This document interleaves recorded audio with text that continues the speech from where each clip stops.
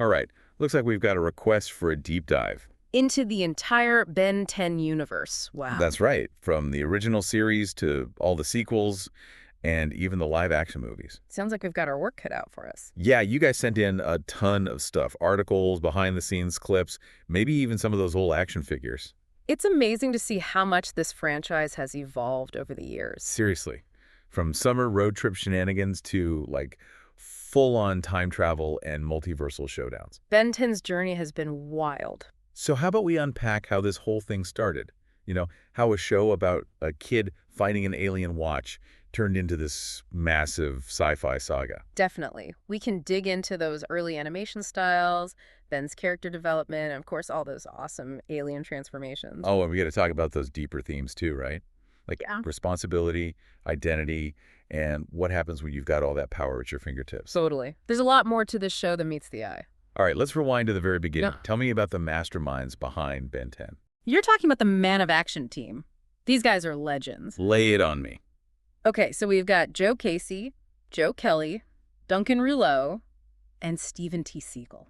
Wow, that's a lot of Joes. Right. And they were already huge GD names in the comic book world, but they wanted something more, a new challenge. So how they break into the world of animation? Picture this. Comic-Con, the floor is packed, and these four guys decide to just set up their own table. Bold move. It was. That act of defiance actually sparked their first collaborative film project. No way. Yeah, and that eventually led to them forming Man of Action. Okay, that's a pretty cool origin story. All right. But how did they go from a Comic-Con table to creating a smash hit for Cartoon Network? It's kind of a funny story, actually. Cartoon Network was looking for a new action show, so they reached out to Man of Action. Makes sense. But here's the thing.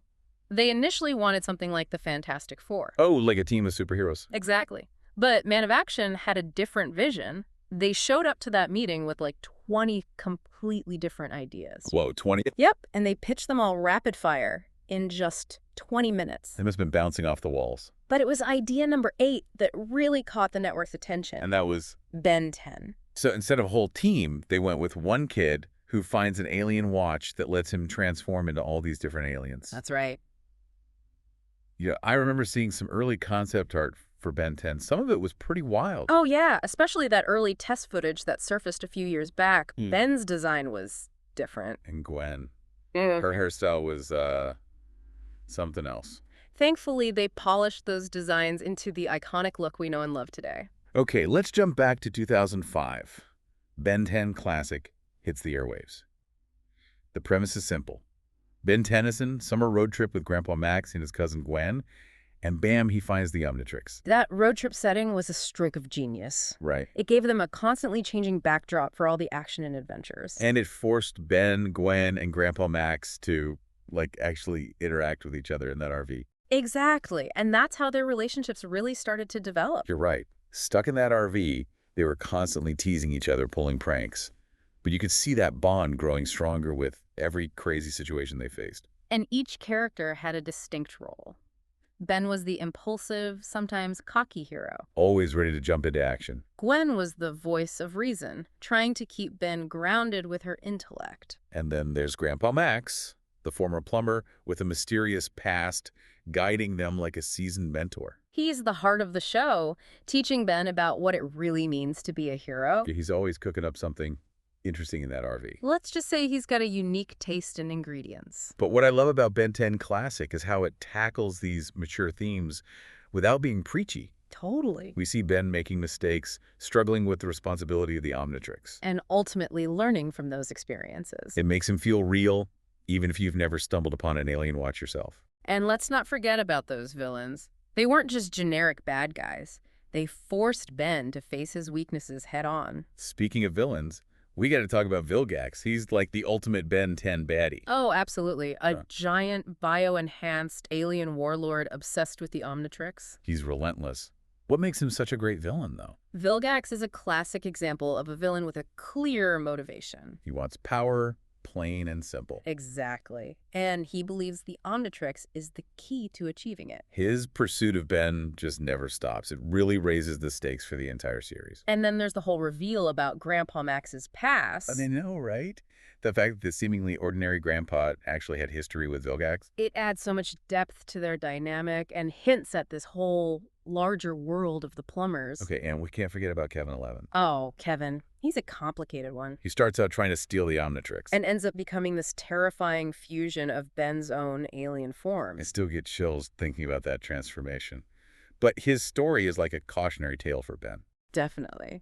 It shows what could happen if Ben were to misuse his powers. And Ben 10 Classic gave us some other memorable moments too, like the introduction of Ghost Freak. Oh, yeah. He was creepy. That whole storyline took the series in a pretty dark direction. It showed that the writers weren't afraid to explore those darker themes, even in a kids' show. And then there's the Ben 10,000 episode. Yeah. A glimpse into Ben's potential future. But even with all that experience, future Ben seemed a little too comfortable with his power, maybe even a bit arrogant. It's a good reminder for Ben, and for us, that even heroes can lose their way. Before we move on to the sequels, we have to talk about those Ben 10 movies that came out during the original series. There were 4 of them, right? Secret of the Omnitrix, Race Against Time, Alien Swarm, and Destroy All Aliens. Each one brought something new to the table. So where do we even begin? Let's start with Secret of the Omnitrix. It premiered back in 2007. Okay, what was the deal with that one? Well, the Omnitrix accidentally activates a self-destruct sequence. Oh. Ben's suddenly facing his own mortality, and there's a chance he could take the whole galaxy down with him. That's intense. It's a classic hero's journey, but with a ticking time bomb. Ben has to conquer his fears, learn to trust others, and save the day. And we can't forget about Way Big. Ah, yes. Way Big. That was his first appearance, right? The most epic entrance ever. He was the biggest, most powerful alien we'd seen at that point. He instantly became a fan favorite. Secret of the Omnitrix was also really cool because it worked as both a movie and a multi-part episode. Yeah, it fit perfectly into the show's ongoing storyline. Now let's talk about Race Against Time, a live-action Ben 10 movie. It was a bold move. What did you think about it? You know, the special effects were a little rough around the edges, Especially Eon. but the casting was spot on. Graham Phillips' Ben was perfect. He nailed that cocky teenager vibe. And Lee Majors as Grandpa Max. He brought a slightly different energy to the role, a bit more humor. The movie definitely had a charm to it, even with those cheesy effects. It embraced the lighter side of Ben 10. I think Race Against Time really started to explore the whole balancing a normal life with being a superhero thing. You're right. We see Ben trying to navigate high school, deal with bullies, and have a normal life while also battling interdimensional threats. It's something we can all relate to, even if those threats aren't quite so interdimensional. Then there's Alien Swarm.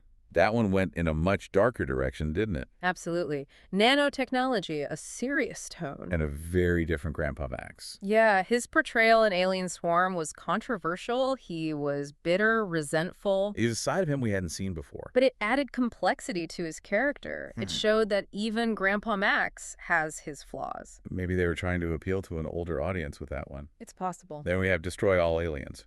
Back to a younger Ben, but this time in 3D. That animation was a huge step up. It was visually stunning. And those character designs, especially for Ben and Gwen, were so expressive. What I loved about Destroy All Aliens was the focus on Ben's relationship with Azimuth. The creator of the Omnitrix. Yes. We see Ben learning about the power of the Omnitrix and the responsibility that comes with it. He gave us a glimpse into Azimuth's motivations, too. His regret over creating such a powerful device. And his desire to see Ben use it for good. And that scene where Ben gets transported inside the Omnitrix, Mind-blowing. it was visually spectacular and showed us just how complex that device really is. Destroy All Aliens feels like a bridge between the original series and those epic sequels. And speaking of sequels, that brings us to Ben 10, Alien Force. A turning point for the franchise. We're jumping 5 years into the future. Ben's a teenager now. And things are about to get serious. Ben 10, Alien Force hit the screens back in 2008. And things got serious. A whole different vibe from Ben 10 Classic. 5 years have passed. Ben's 15 now. Trying to live a normal life. Put the Omnitrix away. Traded alien battles for soccer practice. Even trying to navigate high school crushes. But I'm guessing things don't stay quiet for long. You got that right. What happens? Grandpa Max disappears. Wait, what? Vanishes without a trace. No way. Yeah, but he sends these cryptic messages. Cryptic messages? Like what? Hinting at a new alien threat. Of course there's a new threat. And a conspiracy that runs deeper than anything they've faced before. This is Ben 10 after all. Right. So who are we dealing with this time? Get ready for the DNA-aliens. DNA-aliens, that sounds creepy. They're a species that confuse with human hosts. Creating these hybrid beings. Exactly. And who are they working for? The hybrid. Hybrid, who are they? An ancient alien race with a serious superiority complex. A superiority complex. Isn't that just a fancy way of saying galactic-level racism? Well, they believe their DNA is pure. And everyone else is inferior. Pretty much. Sounds like a recipe for disaster. It is. Their whole motivation is tied to survival. Survival. The hybrids are a dying race. Really? They can't reproduce naturally. Why not? Because of their obsession with genetic purity. So they're trying to absorb everyone else's DNA. As a way to ensure their own continued existence. Desperate times call for desperate measures, I guess. Right in the middle of all this chaos. Who is? Ben, Gwen. Wait, don't tell me. Kevin? 11. Kevin's back. But he was. I know. A mutated monster last time we saw him. Things have changed. So he's not a bad guy anymore. Let's just say he's undergone a transformation. What kind of transformation? He's learned to control his powers. Really? He can absorb matter now. Instead of energy. Exactly. And get this. He's got a thing for Gwen. He's crushing on Gwen. This is a lot to process. I know, right? So Kevin's gone from Ben's nemesis to a valuable member of the team. And potential love interest for Gwen. Character development at its finest. Okay, my mind is blown. And speaking of transformations. What? Another one? The animation style got a major upgrade. Oh, yeah, I remember that. Alien Force looks sleeker. More mature. The action sequences are way more intense. The art style definitely matches the tone of the show. Perfectly. It's still Ben 10. But with an edge. Reflecting those more complex themes. You know, can't forget about the new aliens Ben gets to turn into. Right. Swamp fire. Humongousaur. Big chill. Those new aliens were awesome. Visually spectacular. But they also show how Ben's growing up. He's not relying on the same old transformations. He's evolving. Just like his aliens. There's a scene in Alien Force. Which one? Where Ben has to choose between his normal life. And being a hero. Right. He doesn't want to put the Omnitrix back on. He knows what he'll have to sacrifice. But he does it anyway. It's a turning point for him. He's not that carefree kid anymore. He understands the responsibility. Your consequences. And of course, there's the mystery of Grandpa Max. Where did he go? We get these glimpses into his past. Hints about the plumbers. And his knowledge of alien threats. It's like they're peeling back the layers of his character. That search for Grandpa Max drives the plot forward. Keeps the tension high. And slowly reveals more about this vast intergalactic world. I remember that scene. Which one? Where they think Max is gone for good. That he sacrificed himself? It was heartbreaking. You could feel their grief. Their anger. It showed just how important he was to them. But then he comes back. He does. Grandpa Max always finds a way. It's like the ultimate family reunion. With spaceships and aliens? Exactly. And he brings a whole new team of plumbers with him. Expanding the Ben 10 universe even further. We get a sense of how big... How interconnected everything is. It's amazing. Alien Force also really dives into Ben and Gwen's relationship. They're not just bickering cousins anymore. They're a real team now. Relying on each other. Supporting each other. Through all the danger. And we finally see Gwen's powers in full force. Her magic abilities. She's a powerhouse. And her relationship with Kevin adds another layer to her character. They both have these powers they're learning to control. It makes him vulnerable. In a way we haven't seen before. And then there's Julie. Ben's first real girlfriend. She brings a sense of normalcy to his life. She reminds him that there's more to life than saving the universe. Which is something he needs to hear. But it's not always easy for them. Ben's a hero. His responsibilities often get in the way. He has to make tough choices. And sometimes those choices hurt Julie. It's a realistic portrayal of a teenage relationship. With all its ups and downs. And then we have the Alien Force finale. That two-part epic showdown. Ben versus the hybrid leader. The fate of the galaxy hangs in the balance. And Ben chooses compassion. Over violence. It shows how much he's grown. He's not just a fighter anymore. He's a leader. But even with the hybrid defeated, Ben's journey isn't over. He's confident. Independent. But maybe a little too much. There's a hint of his old arrogance coming back. And that leads us to...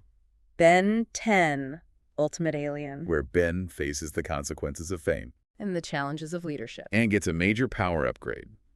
So, Ultimate Alien picks up right where Alien Force left off. Ben's a global superstar now. Everyone knows his secret identity. It's a whole new world for him. Paparazzi, fan clubs, The weight of the world on his shoulders. and he's still just a teenager. Ultimate Alien explores the not-so-glamorous side of fame. All that pressure and scrutiny. It's a lot to handle for anyone, let alone a kid who's still figuring things out. And then there's the Ultimatrix. It's like a power-up for his aliens. But those ultimate forms are intense. They're harder to control. And with Ben's impulsiveness, Things can get out of hand pretty quickly. it makes you think, how much power is too much? When does strength become a liability? That's a question Ben grapples with throughout the season. And we can't forget about Egregor. He's one of the most dangerous villains Ben's ever faced. What makes him so compelling is his connection to Kevin. They're both osmotions. It forces Kevin to confront his own past, his own potential for darkness. Like he's battling his own nature. And it leads to one of the most heartbreaking moments in the series. When Kevin transforms into Kevin 11. That monstrous fusion of the Andromeda aliens. It's like his worst nightmare comes true. That final battle between Ben and Kevin 11 is brutal. You can feel the pain and desperation. And then Ultimate Alien just ends. On a cliffhanger. We don't know what happens to Kevin. Hans left with this immense burden. It's a lot of process. Which brings us to Ben 10, Omniverse. The art style. I remember when those first images came out. It was a bold choice. I wasn't sure what to think. It definitely divided fans. But once you get past the initial shock, there's a lot to appreciate about Omniverse. It's a fresh start for Ben. New look, new partner. Rook Blanco, he's a by-the-book alien plumber. Totally clueless about Earth customs. Their dynamic is hilarious. The ultimate odd couple. But they develop a real friendship. Based on trust and respect. And Omniverse really dives into the multiverse concept. Alternate versions of Ben. Some good, some bad, some downright terrifying. Like Ben 23. The celebrity superhero. And Mad Ben. Ben's dark side taken to the extreme. It shows us that Ben's choices have real consequences. Even the smallest decisions can lead down very different paths. And then there's the Time War arc. Time travel, alternate realities. Bill Gax is back. It's a battle for the fate of reality itself. Omniverse also gives us some closure on Kevin's story. We delve into his traumatic childhood, His connection to the Rooters. his struggle to overcome his past. A satisfying arc for him. He finds redemption and a place where he belongs. And of course, we can't forget the 2016 reboot. Back to the beginning. A younger Ben, a simpler art style. A more comedic tone, It definitely appealed to a new generation of fans. while still capturing the essence of the original. So looking back at this massive franchise, It's been quite a journey. what stands out to you? What do you think has resonated with fans all these years? For me, it's Ben's journey. It starts as this impulsive kid. But he learns about responsibility, The consequences of his actions. the true meaning of heroism. It's a coming-of-age story that transcends the typical superhero tropes. Ben's relatable, flawed, and inspiring. And the Ben 10 universe is constantly expanding. From those early road trips to multiversal showdowns, There's always something new to discover. we've covered a lot of ground in this deep dive. But we've only scratched the surface. The Ben 10 universe is vast and full of possibilities. Maybe this has inspired you to revisit some old episodes. Or explore some of that amazing fan-created content out there. Whatever you do, we hope you've enjoyed this wild ride through the world of Ben 10.